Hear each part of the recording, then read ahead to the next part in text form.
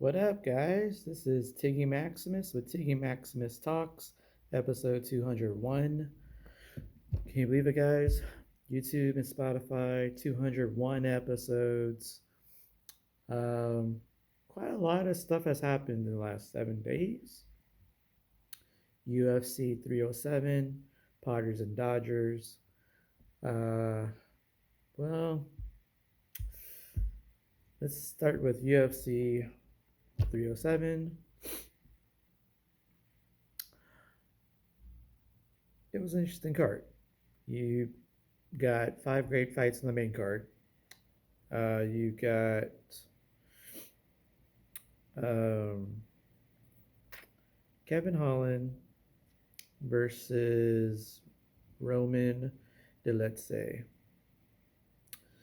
Well, I expected this was going to be more of, power versus striking.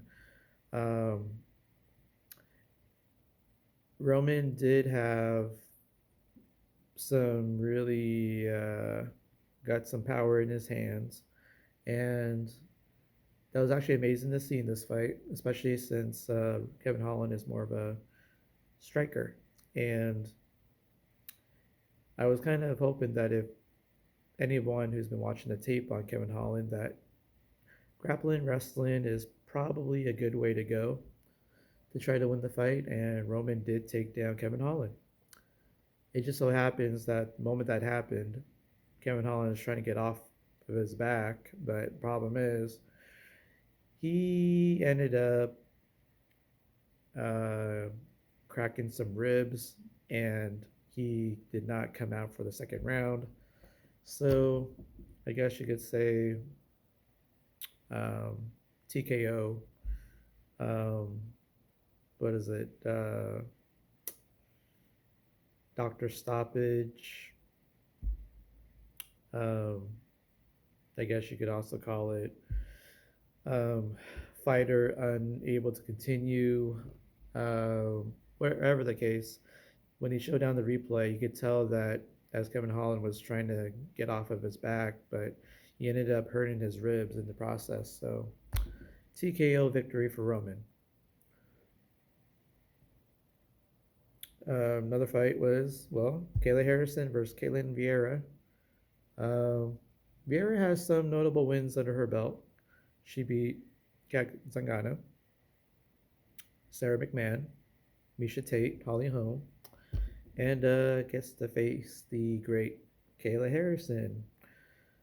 Um, this fight went the distance.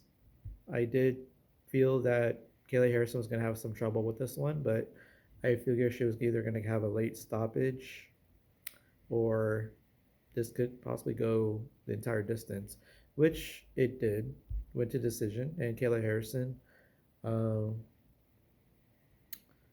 she got a few takedowns, um, worked out her grappling after doing some strikes and everything, and well, Kayla Harrison showcased some of her strong suits, and she put out a decision victory. And she is probably going to challenge for the bantamweight championship in the women's division. Um,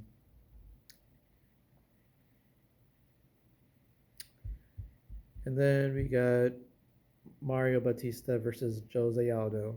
And this one, you can make a case it could have gone either way. I did pick Mario Batista to win this one. Um, and both guys did a lot of the stuff that a lot of strong suits that they implemented in this fight, and showcase that what makes them them. So, but I think that this was a decision, very close fight, and Mario Batista. I can't wait to see what this guy's gonna do, but he might need some work to do, given that with the Hall of Famer that he fought, who still wants to fight, and the fact that he just eked out a victory impressed the judges just enough to give him the decision. But there's a little bit more work to do. before he gets up there a little more. And kudos to Mario Bautista for the victory. Um, Raquel Pennington, the champion, the bantamweight champion of the women's division, and going up against former champion Juliana Pena. This was back and forth. Um, you got to see what makes these two great fighters um, utilizing their strengths, and it was kind of a hard one to call. So, I mean, I would have been fine either way with whoever won this fight because it was that close. And Juliana Pena, I believe she got a split decision victory, and she is now a two-time champion of the bantamweight division. And there's two particular fighters that come to mind.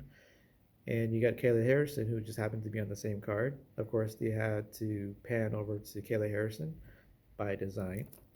And chances are they're going to fight each other. And probably 2025. And the other thing, too, is Juliana Pena has a split series with Amanda Nunez, the women's GOAT of MMA. And, um, well, it's just that to call out the GOAT, and I guess in a way, you could try to finish the trilogy. But what I feel is going to happen at this point is even if Juliana Pena doesn't get that fight with Amanda Nunez and gets Kayla Harrison instead, Kayla Harrison is going to beat Juliana Pena. And maybe, just maybe, a fight that is going to make a lot of money and will draw a lot of interest and might bring the women's GOAT back into one more fight and might fight Kayla Harrison for the championship, which I would love to see. I've been waiting for that to happen for some time now. And, you know, that should be a fun fight. Um, and then we got our main event. Alex Pereira, our light heavyweight champion, defending his championship against Khalil Roundtree. At first, I thought it was weird. Khalil Roundtree actually got this title fight, but he did impress me a little bit to start the fight. Came out aggressive, kind of threw Alex Pereira off his game a little bit to start the fight. Even caught one of his kicks. And I think he landed a head kick on Alex Pereira. Didn't get all of it, but he did get some early significant strikes on Alex Pereira. And so I think Alex Pereira was down 2-0 going into the third round. But third round, you can see Alex Pereira doing some heavy damage. Definitely won round 3. And then round 4, that was a pummeling. Alex Pereira gave the beat down to Khalil Roundtree in the 4th round. And you can see the life force of Khalil Roundtree just leaving Khalil Roundtree. And it got to a sequence where I think it was like some body shots and then some lefts and rights. And it got to a point where that last strike from Alex Pereira just made Khalil Roundtree collapse to the canvas and no longer can defend himself at that point. And Alex Pereira didn't really need to do a follow-up because just to see the body language of Khalil Roundtree just collapse into the canvas after a sequence like that, referee called it, and Alex Pereira is still your light heavyweight champion. So with all that, I mean, there really is only just one fight left at light heavyweight, and that's Alex Pereira versus Ankalev. So hopefully that fight's going to happen before Alex Pereira does make that change to either challenge Bones Jones for the heavyweight championship or Tom Aspinall for the heavyweight championship, or or Alex Pereira make the transition to middleweight and try to regain his middleweight championship from Dricus Duplessis. Uh, That would be scary if Alex Pereira somehow holds all three championships at the same time, if that ever happens. But the sky's the limit for Alex Pereira. He's just stone face, stone hands, and honestly, don't know what can really stop him. Um, Alex Pereira just finds a way. He will adapt, and then he still has some lethal power in his hands and kicks, despite the fact how much time has been on the clock. uh, so kudos to Alex Pereira for doing pretty well in this fight.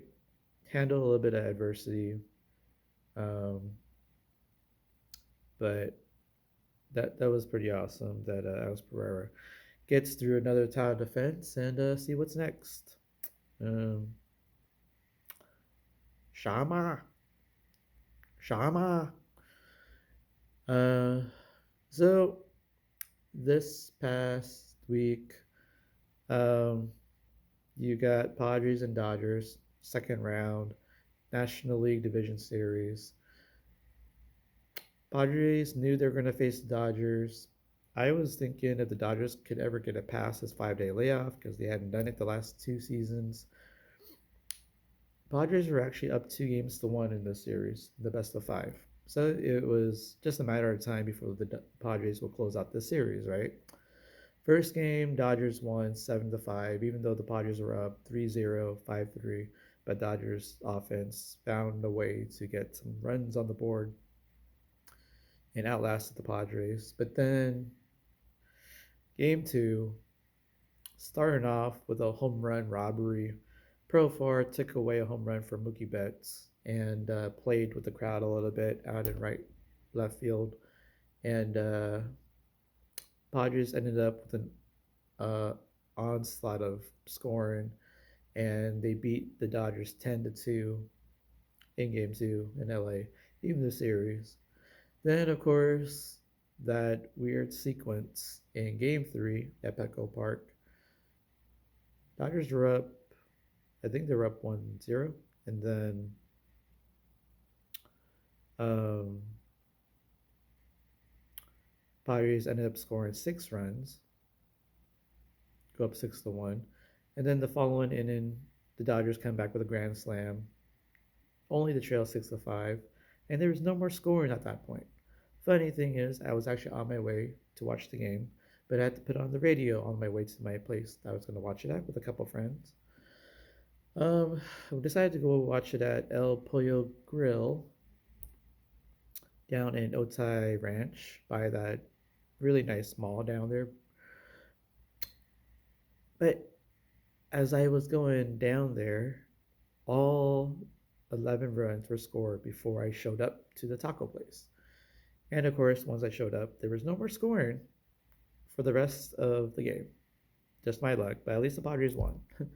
And of course, El Pollo Grill does have a Tuesday special where if you get 5 pollo asado tacos, it's $13.50. But if you do the carne asada, I believe it's $16 for 5. So yeah, good stuff. And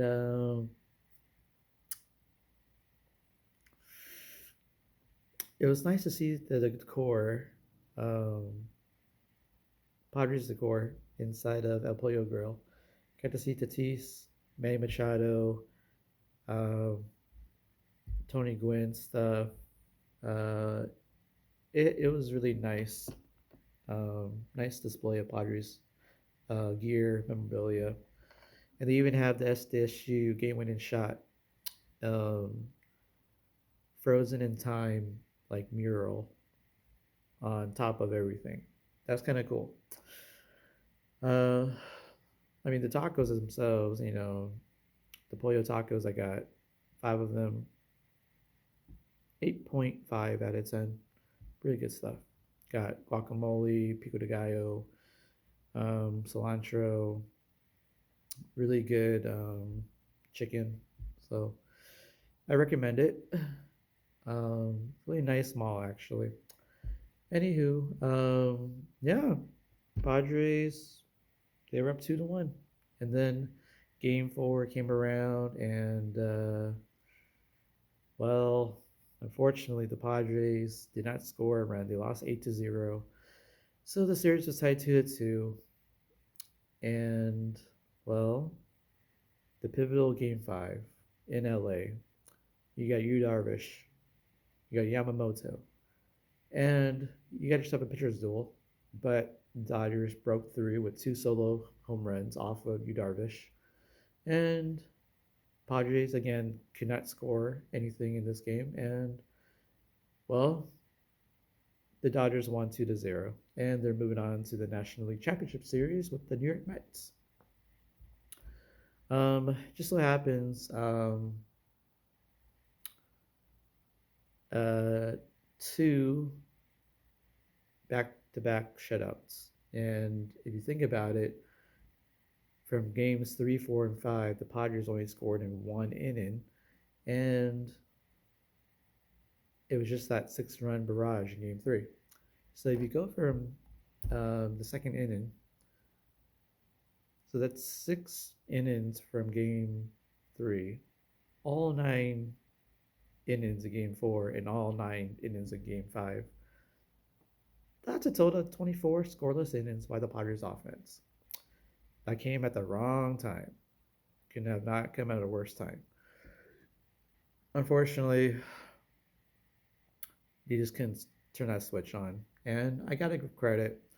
The Dodgers relievers went with the bullpen day, and they kept the Padres batters in check and just couldn't get anything off of them. And Yamamoto did a lot better in this game 5, and the relievers who were available were able to keep it up to complement Yamamoto's performance, and just did enough offense to get the Dodgers through.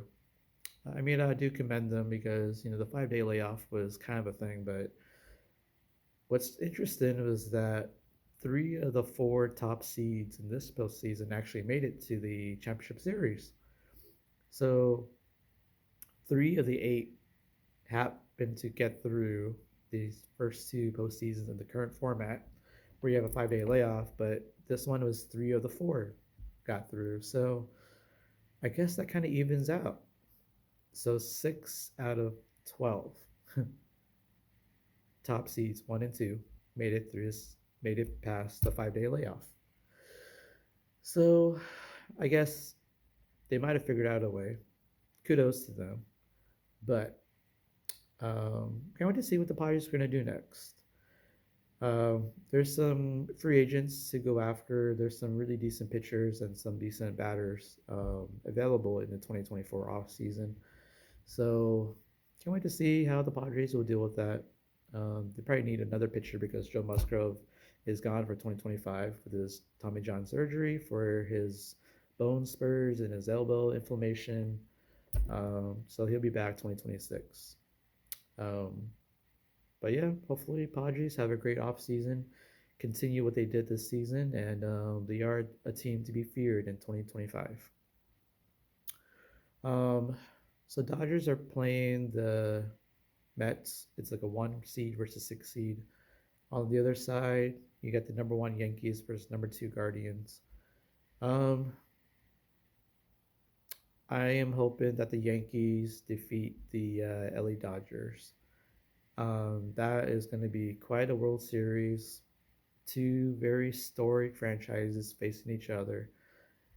But I do feel the Yankees will probably pull it off and beat the Dodgers. So that's going to be an interesting World Series. Fun action for the rest of October.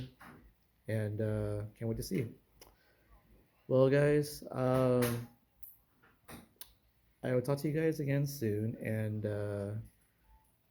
remember to watch some good comedy shows, watch some good fights, have some good food, and have some good company. You know the saying goes, boom! Tiggy Maximus signing off. Baby. Later, guys.